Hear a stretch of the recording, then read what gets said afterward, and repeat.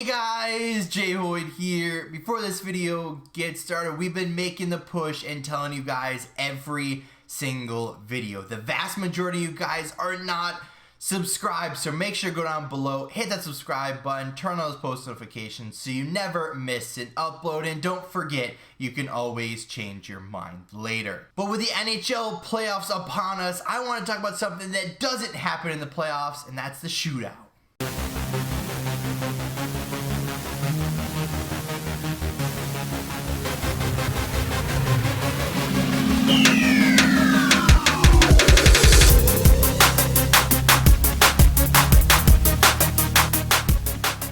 What's on, guys? JHoyt back with you today. Welcome back to NHL 21.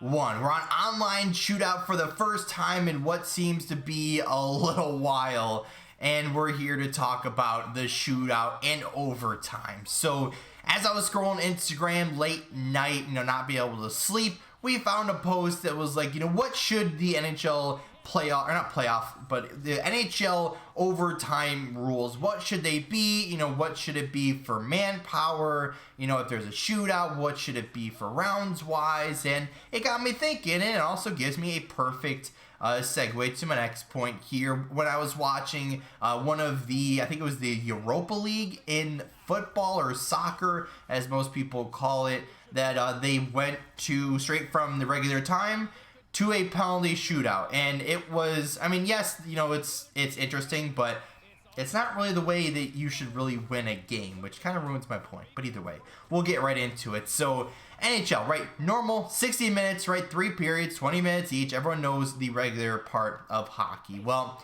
once it gets to the overtime rules, in the regular season, it is a 5-minute, 3-on-3 overtime, sudden death. Whoever scores wins the game. Whoever loses gets a point, but loses the game. So after that, if no one has scored and no one is the winner, they go to a shootout, which is a best of 5 shootout. So whoever gets to 5 first, whoever gets the most in that time, whoever beats the other team wins the game. Well, when you look at hockey in general, once you get from the regular season to the playoffs, they switch it, right? And then it's just continuous 5-on-5 overtime until they get a winner or until a new day happens. I don't really know, but if they had to go into a lot of shootouts and a lot of, or not shootouts, a lot of overtimes and lots of game played, at some point people are going to get hurt, and it wouldn't be great. I think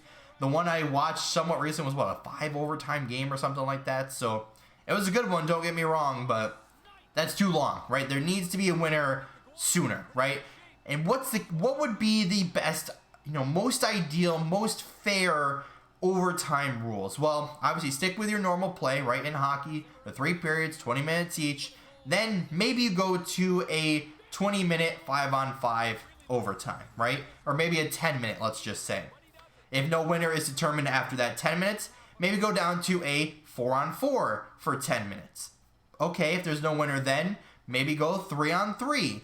And if there's no winner after 10 minutes of 3-on-3, then maybe you go shootout. But I just don't want to see shootout right away, because realistically, it doesn't really determine a winner, right? Imagine if your team's in control for 95% of the game. It's a let's just say a 3-1 game, and your team's going down to the last 2 minutes, and boom, they put in 2 goals right away. Now, did they really deserve that?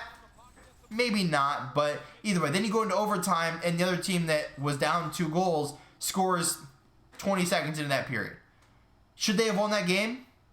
Probably not, but should that be the winner? No.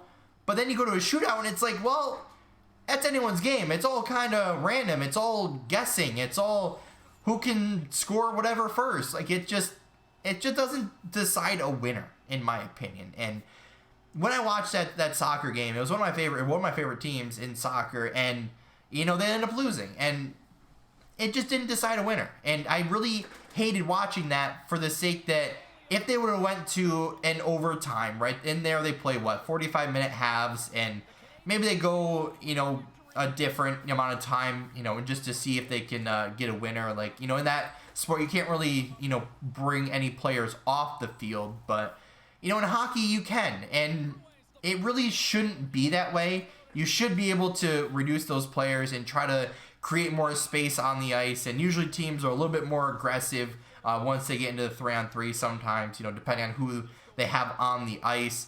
And I just don't want to see shootouts. Like, realistic, I mean, yeah, they're cool for like an all-star or like a home like skills competition or something. Like, those are cool. You know, if they want to put them in, you know, like, you know, youth sports or something, then like go nuts.